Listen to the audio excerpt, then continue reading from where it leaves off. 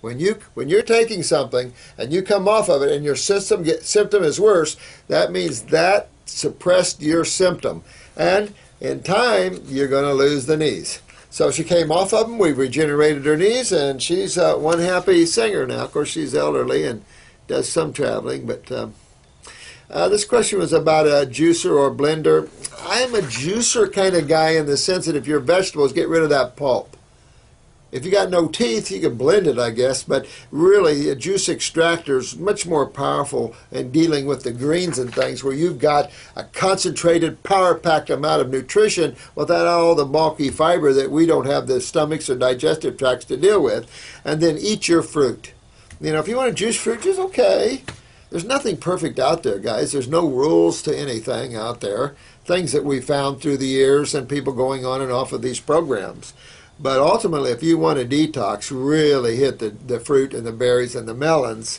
Also, if you want to build up, like we were talking about earlier, power pack on the greens. No big deal. I mean, there was a fight once between, I think it was Victor, Kavinkis or whatever, and of course our friend Mr. Avocado, David Wolf, and some of our other people out there fighting on which diet was best. And it was like, who cares? Sproutitarian, okay. If it makes you feel good, okay. But I'll tell you, in detoxification, you have to get up into a higher level of thinking. You cannot detoxify on vegetable matter. Now, if you want to live on vegetable matter and you want to have a good combination of both, well, who cares? But if you want to detoxify, you're going to find that you're going to dig deep into that body. You've got to step it up. And I've had 40 years of it, and there's no one that can convince me any otherwise, because I've seen what, 150,000, 200,000 people. Dr. Jensen, 300,000 people. So now, we were talking about grains here, and grains versus meats and stuff. What's healthy about a grain? A grain, I look at Harvey Kellogg and Dr. Graham, and it was like, I know you tried to find something healthy for people, but that's assuming that grains were healthy. Why do we give grains to hogs and cattle? That's right, to fatten them up. Because grains are just starch, complex carbohydrates. A carbohydrate isn't bad, that's fruits and vegetables. But complex carbohydrates are starches, too much sugar. And of course, most grains are acidic. So if you see a horse get into a grain bin, they'll founder. In other words, they get so acidic they can't move. They used to put them down for that. We put down a horse for that once, got into the oat bin. Sad. Now they don't. Well, my grandfather actually didn't know anything about detoxification. And I've detoxified horses and cows. I had a medical doctor have me detoxify his llamas. We've done all kinds of stuff. I had a nurse detoxify her hamsters. We had a guy detoxify his snake. And all kinds of stuff like that. Yeah, life's fun, right? So I'm opposed to grains and beans. These are high phytic acid foods. They're dormant foods. They have enzyme inhibitors. And yeah, you can sprout them. Okay.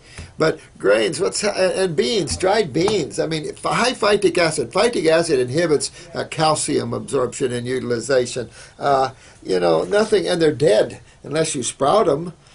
So, there's nothing healthy about these things. There's a fetish about these things, I think.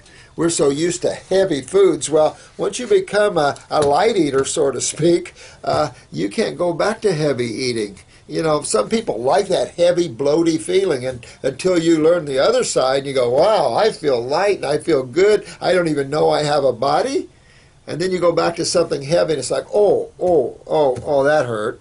And that's part of the problem. So, you go through enough of that when you get to these higher levels that you understand you don't, what not to do.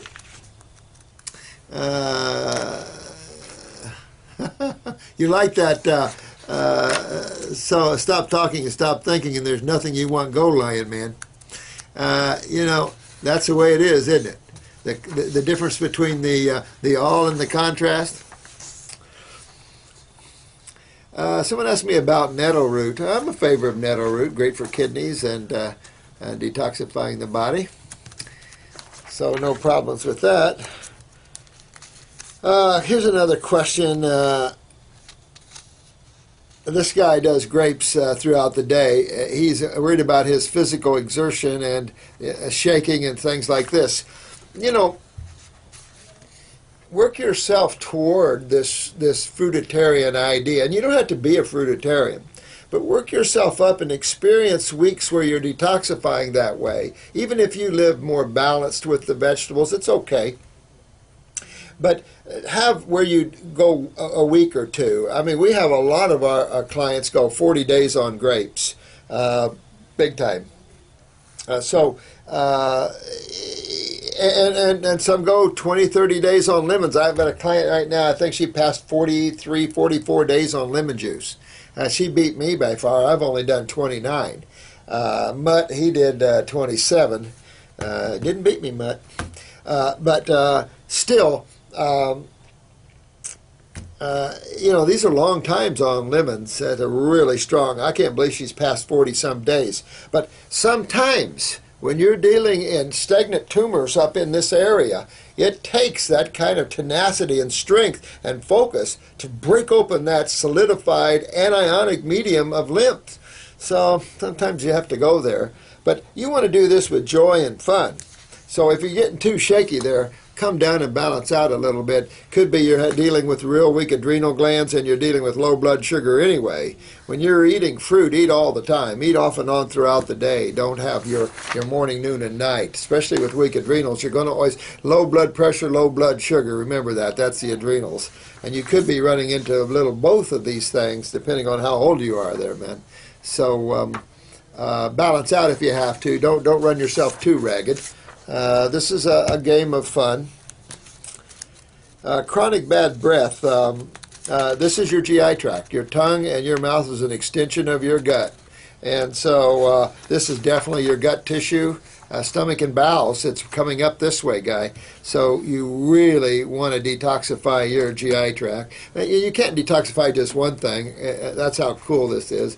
Your body detoxifies head to toe. So really need to get into those bowels. Get our stomach and bowel, whatever you need there. We got a GI broom that'll pull that stuff real clean too. But start moving your lymph system here. You got some decay in the bowels, of course. You want to clean your bowel walls off and really get that done before you have some bit of trouble in those areas. This can lead to some serious bowel problems. So you want to clean all of that off, you know, and just clean that out. And then your odor, you know, believe, this is going to be a good one. You know, your fluids basically taste like the food you're eating. You'll see what I mean. But definitely you want to smell as sweet as the food you're eating. Okay? You're talking about psychosis and all this stuff here, this other question here.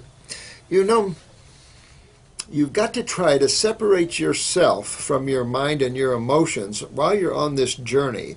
That's why I highly recommend working with some of these people like Jay Krishnamurti or what we're talking about and being here now. Find yourself a place that you love, whether it's the mountains or the ocean or wherever it is. And just walk around being here now. Learn to stop thinking. Learn to pull away from the aberration of the mind and emotions. At the same time, remember the endocrine glands are your connection to your etheric bodies.